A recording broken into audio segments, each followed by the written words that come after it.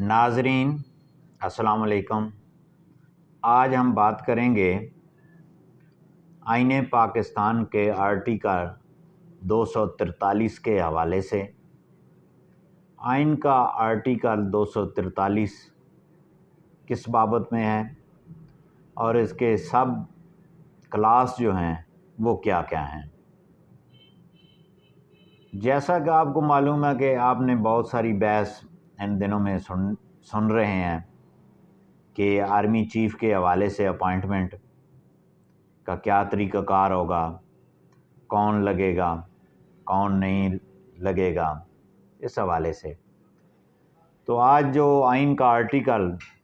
243(1) ہے وہ یہ ہے کہ the federal government of Pakistan control and command of the arm forces, یہ نمبر 1 ہے۔ آگے جو اس سے متعلقہ ہے وہ 4 ہیں، 243 سب کلاس 4۔ تو 243 آرٹیکل کے 4 میں لکھا ہوا ہے، آئین پاکستان کی بات کر رہے ہیں کہ the president shall appoint on advise of prime minister of Pakistan, یعنی کہ وزیر اعظم کی جو ایڈوائز ہوگی، جو مشاورت وہ دیں گے، اس کے مطابق جو ہے جو صدر پاکستان ہوں گے انہوں نے آرمی چیف کا چناؤ کرنا ہے۔ نہ صرف آرمی چیف کا بلکہ جو پریزیڈنٹ آف پاکستان ہیں وہ chairman joint chief of staff, chief of army, chief of naval, chief of air force, یہ اپوائنٹ کرتا ہے پرائم منسٹر کی ایڈوائز پر پریزیڈنٹ۔ اور ساتھ ان کے جب یہ اپوائنٹمنٹ ہو جاتی ہے، آئین پاکستان یہ کہتا ہے کہ ان اشخاص کی سیلری اور الاؤنسز جو ہیں اس کا بھی تعین جو ہے وہ صدر پاکستان آن ایڈوائز آف پرائم منسٹر وہ کرتے ہیں۔ تو آئین پاکستان کے اندر 243 آرٹیکل جو ہے وہ یہ آرمی چیف کی اپائنٹمنٹ کے حوالے سے، کیونکہ عام طور پر سب یہی زیادہ پاپولر یہی الفاظ ہیں، آرمی چیف آرمی چیف۔ تو یہ بقایا جو چیف ہیں نیوی کے اور ایئر فورس کے اور joint chairman joint chief of staff جو ہیں وہ بھی یہ اسی کلاس میں وہ آتے ہیں اور اپائنٹمنٹ کا طریقہ ہے۔ اب آ جاتے ہیں جناب سینیئرٹی لسٹ کے حوالے سے کہ سب سے موسٹ سینئر کون ہیں۔ حال ہی میں جو موجودہ آرمی چیف ہیں قمر جاوید باجوہ صاحب، انہوں نے میڈیا کے سامنے یہ بات دوبارہ رپیٹ کی کہ میں کوئی ایکسٹینشن نہیں لوں گا اور 5 ہفتوں کے بعد ریٹائرڈ ہو جاؤں گا، اور ایکسٹینشن سے انہوں نے وہ انکار کیا ہے۔ تو اب جو ہے اس سے پہلے جو مسلم لیگ نون کے شاہد خاقان عباسی صاحب ہیں، سابقہ پرائم منسٹر آف پاکستان رہے ہیں، انہوں نے ایک سٹیٹمنٹ دیا کہ موسٹ سینئر جو ہے وہ آرمی چیف ہوگا۔ تو اب چلتے ہیں جو لسٹ ہے لیفٹیننٹ جنرل کی کہ ان میں کون کون سا سینیئرٹی پہ کیا ہے۔ اور یہ جو لسٹ ہے وہ کہاں سے آتی ہے؟ یہ آرمی چیف کی طرف سے منسٹری آف ڈیفنس میں جاتی ہے۔ ایک جو ہے وہ لسٹ جو ہے 4 یا 5 ناموں پر مشتمل جو ہے وہ آرمی چیف بھجواتے ہیں، منسٹری آف ڈیفنس جو ہے وہ آگے فارورڈ کرتی ہے، اور ایک میں جو ہے وہ اپنی آرمی چیف جو موجودہ ہوتے ہیں وہ اپنی ریکمنڈیشن بھی دیتے ہیں جو پیشہ ورانہ امور کے حوالے سے ہوتی ہے۔ اس تناظر میں وہ دیتے ہیں۔ اچھا، اب جو وہ سمری جب آئے گی تو وہ پرائم منسٹر جو ہے وہ اس کو اپنی ایڈوائز جو وہ مناسب سمجھتے ہیں کہ جس کو اپوائنٹ کرنا ہو، یہ 4 یا 5 کی جو لسٹ جاتی ہے اس میں یہ نہیں ہوتا کہ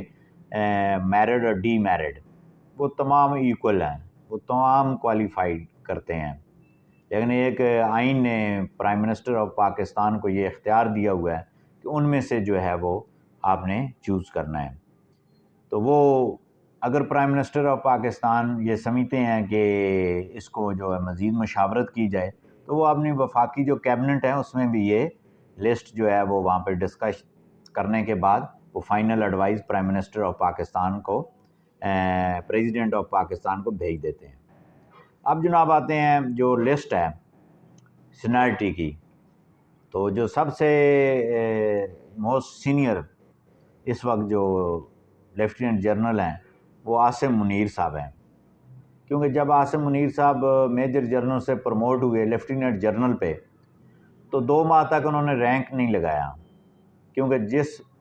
جگہ پہ ان کی تعیناتی کا جو وہ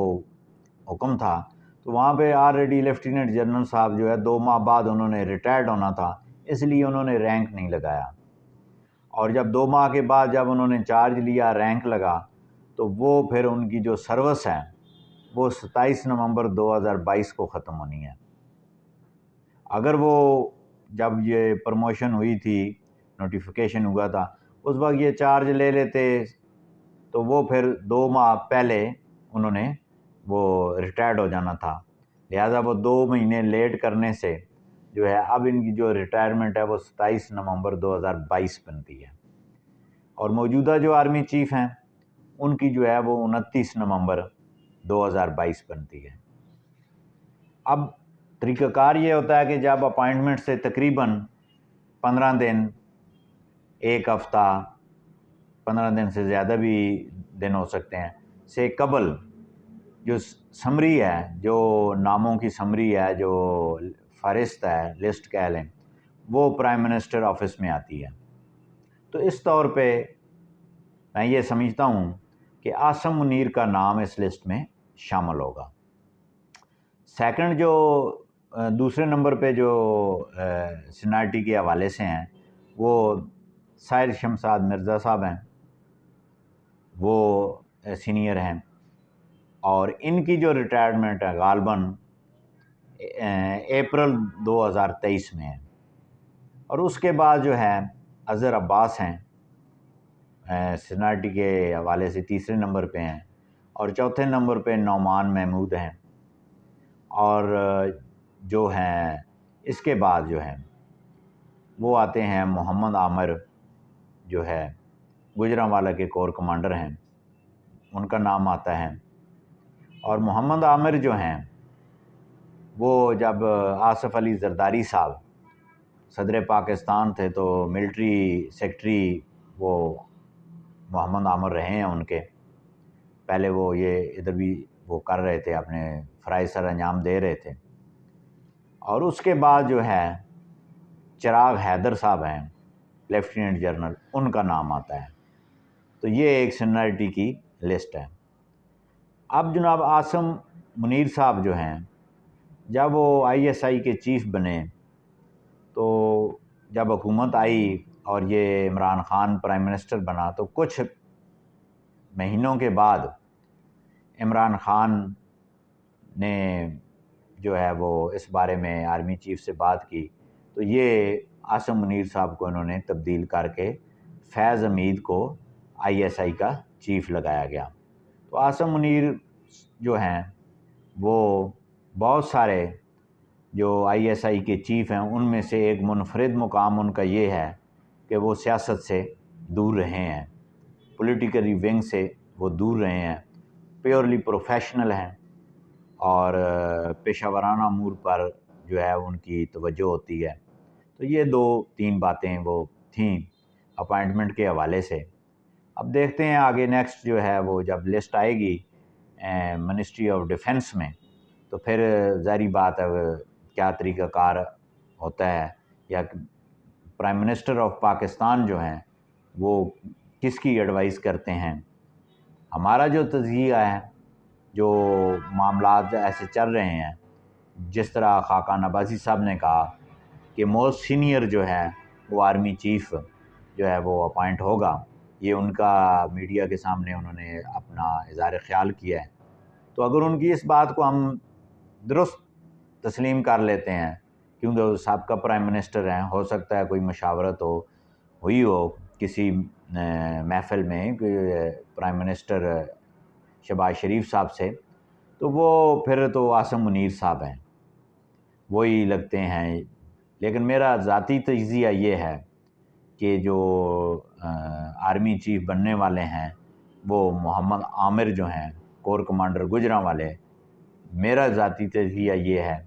کہ ان کی جو ہے وہ اپائنٹمنٹ ہو سکتی ہے.